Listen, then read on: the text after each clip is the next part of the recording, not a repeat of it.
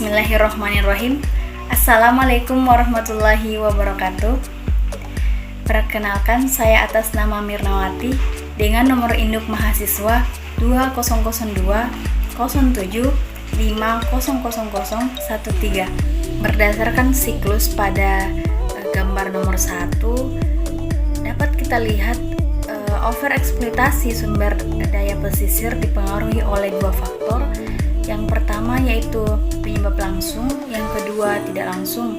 Untuk faktor yang pertama, adanya pertumbuhan penduduk yang pesat, adanya konflik pemanfaatan dan kewenangan sumber daya laut, dan kemiskinan masyarakat Kepulauan Seribu, serta tegasnya peraturan atau hukum laut. Sedangkan untuk faktor tidak langsung yaitu meningkatnya pemukiman di kawasan pesisir, tak jelasnya kewenangan peraturan hukum, dan tidak adanya koordinasi dan komunikasi, penguasaan sumber daya oleh kaum muda yang kuat, serta kurangnya kesadaran bagi masyarakat di pesisir laut.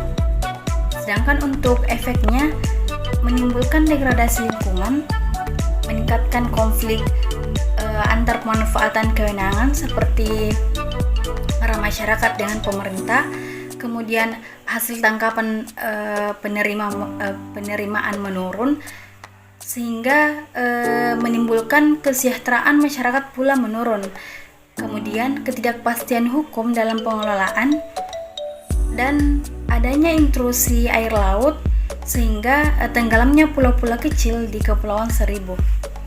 Nah, kemudian kita beralih ke gambar yang kedua, yaitu tentang objektif tri pengelolaan wilayah pesisir dan laut secara terpadu, di mana sasarannya yaitu berdasarkan siklus tersebut sumber daya pesisir dan laut lestari.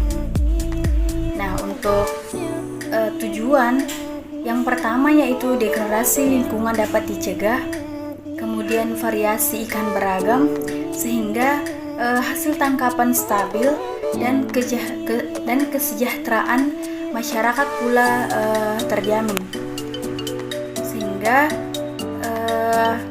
selain itu kepastian hukum tentang peraturan wilayah laut juga pengelolaannya semakin membaik. Pada berdasarkan siklus tersebut ada dua upaya yang dapat kita lakukan. Yang pertama upaya interferensi langsung, yaitu membatasi populasi warga yang menghuni pulau tertentu, kemudian penetapan ruang pemanfaatan sumber daya pesisir, dan adanya perencanaan pengelolaan yang matang. Kemudian yang ketiga, mempertegas aturan tentang kepemilikan sumber daya, kemudian kesadaran masyarakat tentang memelihara lingkungan sumber harus kita tanamkan kepada masyarakat.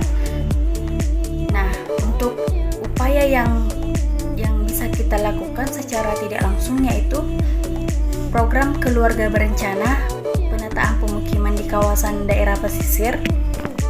Kemudian yang kedua yaitu menetapkan kewenangan dan peraturan hukum yang jelas, sehingga perlu adanya koordinasi dan komunikasi antar pihak yang terkait, misalnya para nelayan dengan pemerintah, atau pihak yang bertugas menjaga atau mengembangkan wilayah pesisir tersebut. Dan untuk yang ketiga yaitu pengaturan resur atau pengelolaan tentang kearifan lokal yang ada pada daerah tersebut. Nah, untuk yang keempat, penyadaran masyarakat dan law government. Nah, untuk berdasarkan siklus yang ketiga tentang pihak-pihak atau lembaga yang berperan dalam pengelolaan wilayah pesisir. Yang pertama ada lembaga koordinasi, yaitu Bapedal bertugas mengkoordinasi kebijakan pengelolaan sehingga lingkungan pesisir dan dapat kita program, di mana Bapedal ini mengatur bagaimana proses studi analisis tentang dampak lingkungan. Sedangkan yang kedua yaitu Ditjen Anggaran bertugas mengkoordinasi segenap kegiatan perencanaan pembangunan nasional dan alokasi sumber dayanya untuk menunjang implementasi program. Untuk anggota yang ketiga, yaitu Ditjen Bangdah bertugas mengkoordinasi segenap kegiatan perencanaan Bangdah, termasuk pembangunan sektor kelautan daerah.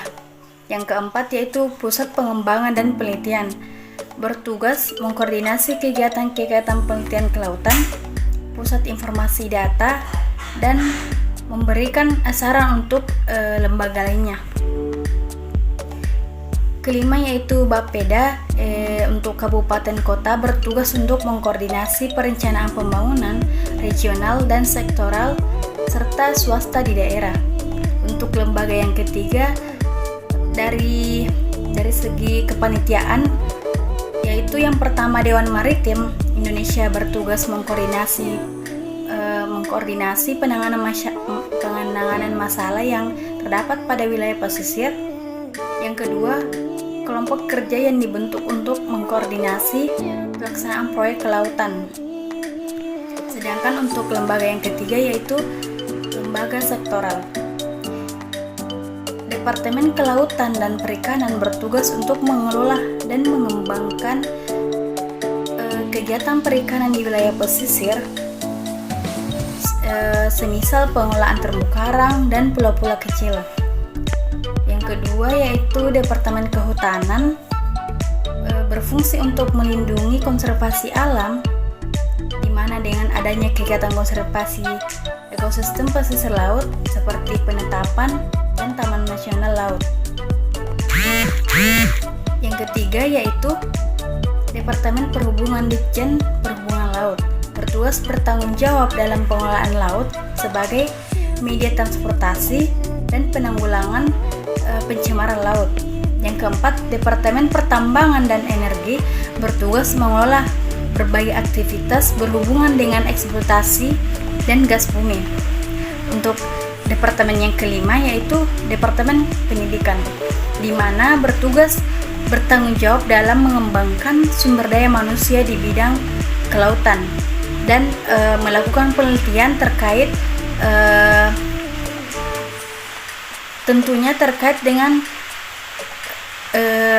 pengelolaan wilayah pesisir itu sendiri. Untuk yang kelima yaitu TNI Angkatan Laut bertugas untuk menjaga keamanan di sekitar laut. Selain itu juga bertugas mengumpulkan data-data dan memproduksi peta-peta wilayah laut.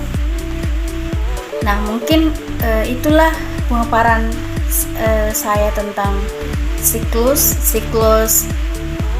overeksploitasi wilayah pesisir, kemudian hal-hal yang menyebabkan hal itu terjadi, dan pula efek dari overeksploitasi itu sendiri, dan tentang lembaga-lembaga yang bertugas dalam pengelolaan wilayah pesisir. Nah, adapun kesimpulannya yaitu perlu adanya campur tangan antara masyarakat pesisir, pemerintah maupun pihak-pihak lainnya untuk menjaga wilayah pesisir agar hasil yang didapatkan maksimal dan dapat dimanfaatkan pula oleh masyarakat dengan baik. Itulah tadi pemaparan saya tentang pengelolaan wilayah pesisir. Apabila dalam pemaparan saya terdapat salah kata dan salah ucap, mohon dimaafkan, dan semoga apa yang saya paparkan tadi bermanfaat bagi kita semua. Lebih dan kurangnya mohon dimaafkan. Wabillahi taufiq wal hidayah. Wassalamualaikum warahmatullahi wabarakatuh.